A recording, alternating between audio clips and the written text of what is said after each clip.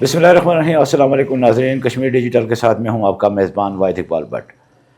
ناظرین، جیسا کہ آپ جانتے ہیں کہ آزاد کشمیر میں عام انتخابات کا تیسرا مرحلہ مکمل ہو چکا ہے اور اب ہم جا رہے ہیں چوتھے مرحلے کی طرف۔ چوتھے مرحلے کے انتخابات ہوتے ہیں یا نہیں ہوتے ہیں، یہ ایک علیحدہ بحث ہے، لیکن اس وقت کیونکہ استحکام پاکستان پارٹی نے بھی انتخابات میں حصہ لیا تھا اور اس کے مضبوط ترین امیدوار سردار تبارک علی، یہ جہاں پہ ہم بیٹھے ہوئے ہیں یہ ایک تاریخی جگہ بھی ہے، کیونکہ شیر پہاڑ اسٹیٹ کونسل کے ممبر سردار رحمت اللہ مرحوم کی رہائش گاہ ہے۔ تو آج ان کے فرزند سردار تبارک علی جو حلقہ کھٹلا سے انتخابات میں حصہ لے رہے تھے وہ ہمارے ساتھ موجود ہیں۔ شکریہ وقت دینے کا۔ سردار صاحب، اس وقت جو صورتحال ہے آزاد کشمیر کے اندر، ایک طرف تو پاکستان پیپلز پارٹی کے امیدوار جو ہیں وہ الزامات لگا رہے ہیں، دوسری جانب حکومت جو بن رہی ہے جن کے 24 سے زائد امیدوار کامیاب بھی ہو چکے ہیں، وہ بھی الزامات لگا رہے ہیں کہ دھاندلی ہوئی ہے۔ تو آپ کے ساتھ بھی ایک ہوئی ہے، تو جو آپ کے بھی الزامات ہیں کہ دھاندلی ہوئی، تو اس پر کچھ بتائیں گے ہمیں؟ بسم اللہ الرحمن الرحیم۔ بہت شکریہ آپ کا، آپ کی پوری ٹیم کا، کشمیر ڈیجیٹل کی۔ گزارش یہ ہے کہ ہم نے پچھلی دفعہ بھی جو پریس کانفرنس کی اس میں بھی ہم نے یہ کہا کہ یہ جو انتخابات ہیں یہ فیئر انتخابات نہیں ہوئے۔ یہ جو دونوں پارٹیاں ہیں یہ دونوں پارٹیاں ملی ہوئی ہیں، پیپلز پارٹی اور مسلم لیگ نون۔ ایک پہ الزام لگاتا ہے، دوسرے پہ الزام لگاتا ہے۔ آج کا یہ آپ اخبار دیکھ لیں، ایکسپریس میں یہ نیوز لگی ہوئی ہے، اس میں انتخابی عمل پر پیپلز پارٹی سنگین تفضیحات، الیکشن کمیشن آزاد کشمیر غیر جانبدارانہ انتخابات کرانے میں ناکام، فریال تارپور۔ اب جب ان کی باری آتی ہے یہ ان پہ الزام لگا دیتے ہیں، جب ان کی باری آتی ہے وہ ان پہ ان کا یہ ملی جلی ایک کھیل ہے جو پاکستان میں بھی چل رہا ہے اور آزاد کشمیر کے اندر بھی انہوں نے یہ اس کو اپنا لیا ہوا ہے۔ اور انہوں نے الیکشن کے اندر بے تحاشا جگہ پر انہوں نے اس طرح کے نتائج آئے ہیں جو میں سمجھتا ہوں کہ جن لوگوں نے اپنا رائے حق دی، جن کینڈیڈیٹس کے حق میں دیا ہے، اس کو مطلب انہوں نے اسمبلی تک نہیں آنے دیا۔ یہ سب سے بڑی دھاندلی آزاد کشمیر الیکشن کمشنر نے کروائی۔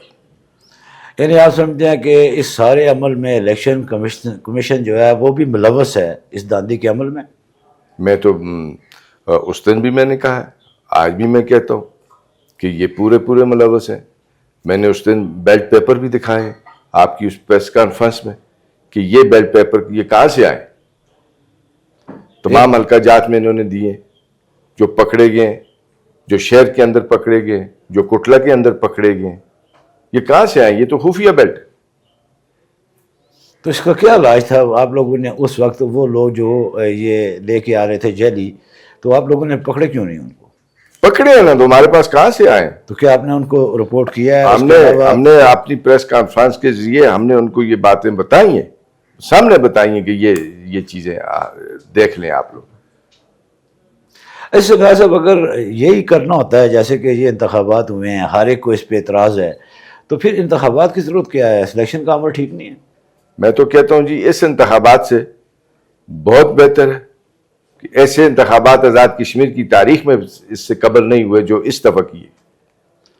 مرحلہ وار انتخابات آزاد کشمیر کے اندر تو پہلے کوئی مثال نہیں، بلکہ کسی جگہ پاکستان کے اندر بھی یہ مثال موجود نہیں ہے۔ ایک ہی دن کے اندر انتخابات ہوتے ہیں، 40 لاکھ کی آبادی ہے اور ان کو یہ مرحلہ وار کیا جا رہا ہے، تو اس پہ آپ لوگوں نے اعتراض نہیں کیا؟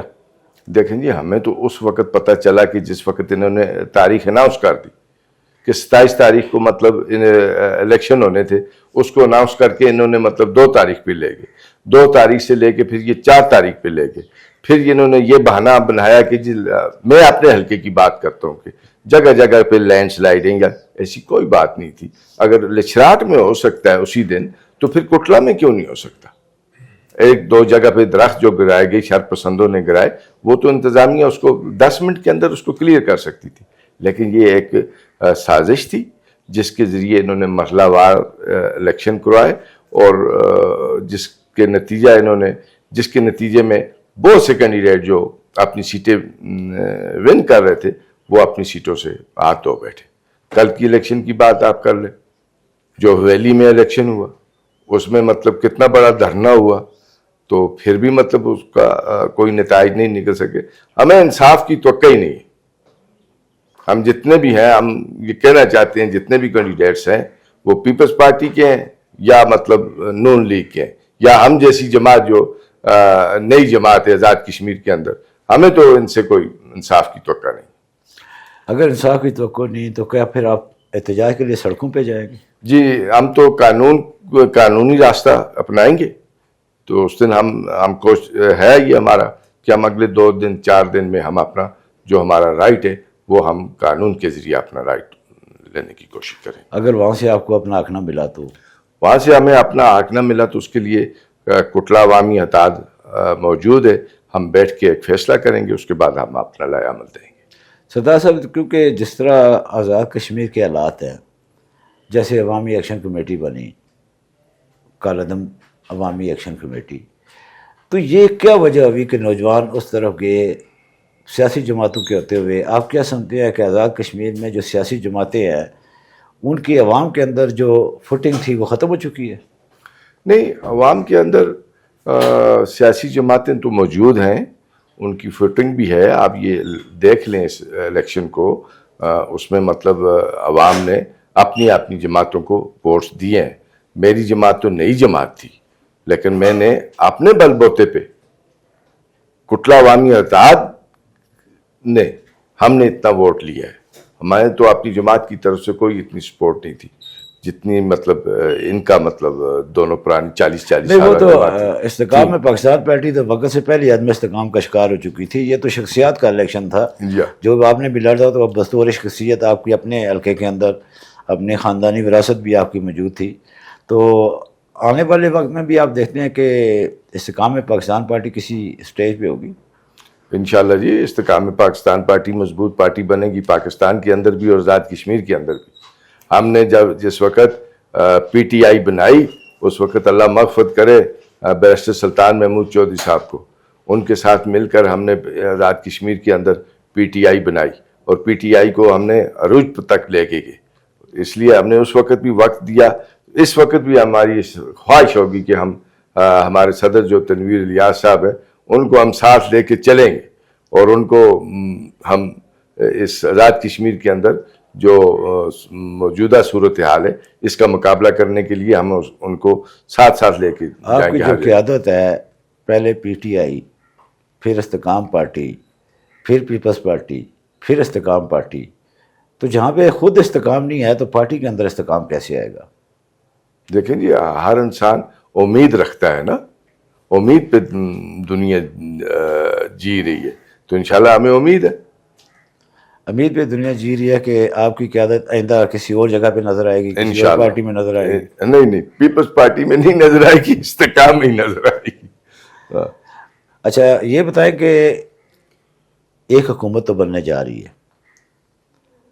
نون لیگ کو اتنی اکثریت حاصل ہو گئی ہے, کیا یہ حکومت چل سکے گی؟ مجھے نہیں لگتا کہ یہ حکومت چل سکے. یہ چند دنوں کی حکومت ہوگی. کیا وجوہات؟ وجوہات یہ جو لوگوں کی دعائیں ہیں, جو لوگوں کی انہوں نے دعائیں لی ہوئی ہیں نا, یہ بہت جلد نہیں ٹھہر سکے. کیا وجہ ہے کہ ایک دیکھیں سردار عتیق احمد خان جیسا قادور سیاستدان, کوئی سے تسلیم کرے یا نہ کرے, یہ جو ریاستی جماعتیں تھیں ان میں ایک آخری نشست یہ بچا کرتی تھی, یہ نشست بھی چلی گئی, تو اس کا مطلب تو یہ ہوگا کہ ریاستی جماعتوں پہ لوگوں نے مکمل عدم اعتماد کر دیا.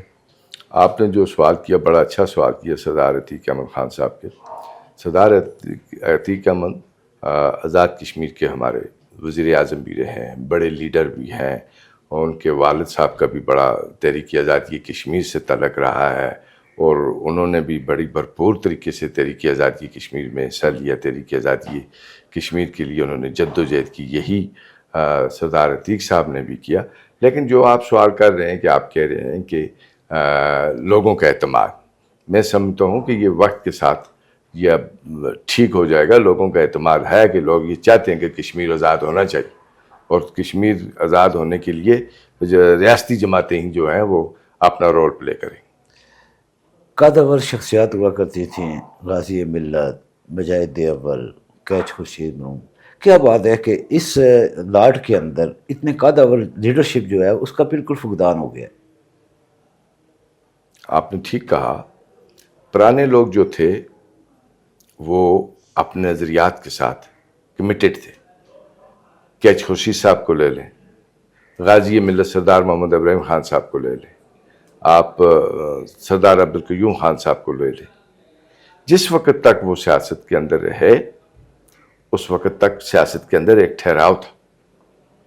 آج شاید میں یہ ایڈمٹ کرتا ہوں، شاید جو ہماری لیڈرشپ ہے اس وقت پیپلز پارٹی کی ہے، نون لیگ کی ہے، شاید ان میں کچھ اپنی خامیاں ہوں گی جس کی وجہ سے عوام ان سے دور جا رہی ہے.